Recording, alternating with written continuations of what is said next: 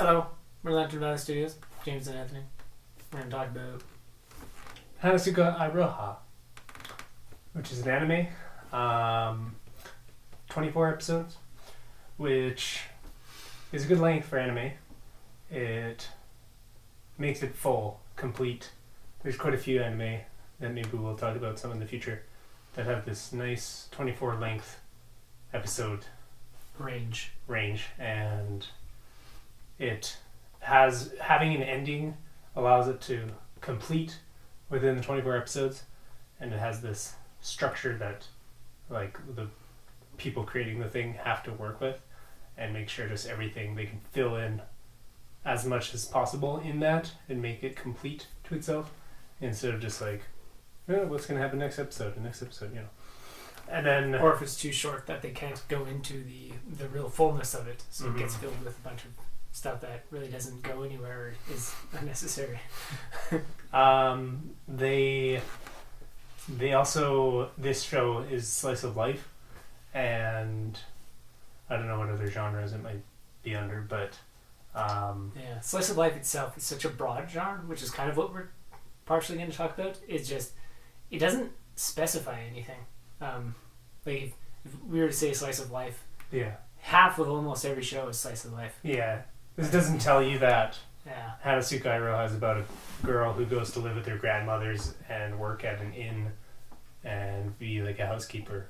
Like, what is that? That's all the subject matter. And then if you're going to talk about the slice of life, it's like you could have that setting and it could be an action flick or something else. And like that really wouldn't say it's like an action. That's a little easier to find. It's like, this is an action movie. Yeah, but is it sword fighting or spaceship battles? Right. Is it race car drives or some other thing? And like, it doesn't explain much. With slice of life, it's like, it's kids growing up in a neighboring farm, or like people learning to work day jobs at some restaurant or something. Like, it's such a wide range of things, and that's going to diversify it a lot too. But then at the same time, if you have sword fights, it's like, super fast paced, crazy flipping sword fights, or just fencing showdown, like really precision kind of intensity sword fights or something. Like the way we can categorize things, it's so vague.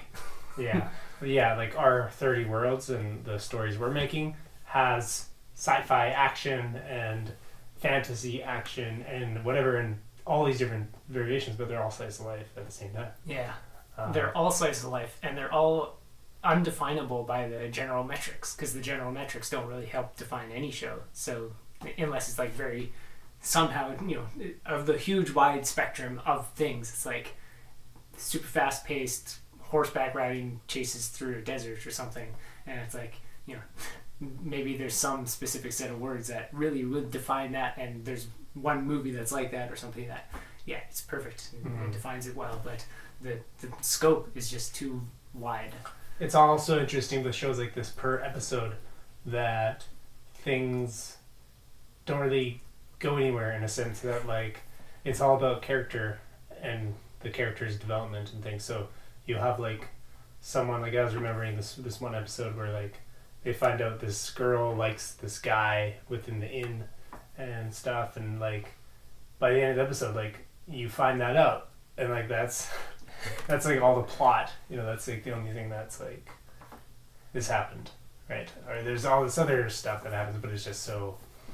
Nothing's like... There are other episodes where they think that one girl, or the guy likes that one girl or something, and because of that previous episode where they find out the girl likes that guy, but then it turns out to not even be true.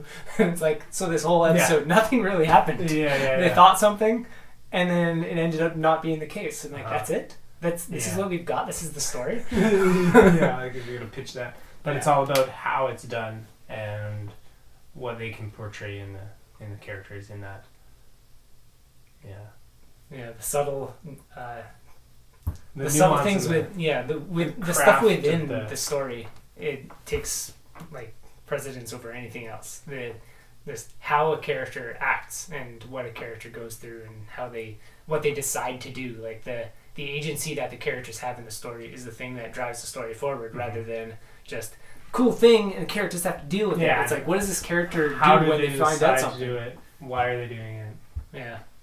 the way they go about it, how the other characters are all intermingling with that, like just every single character not doing anything out of character is yeah, that's yeah. art. Yeah, Yeah, like in the other show I was watching, the one I just finished. There's some scene where more slice of life stuff, but this is like just a typical well done slice of life thing, where it's like a character wants to just be like themselves or something, so they do something and they're like, wait, that sounded kind of like that character, dang it. And then they do something else, like they're trying to open a door and go in the door, and they're like, let's go, and they no, that's too much like them. It's like, shall we? And opens the door, no, that's too much like that person.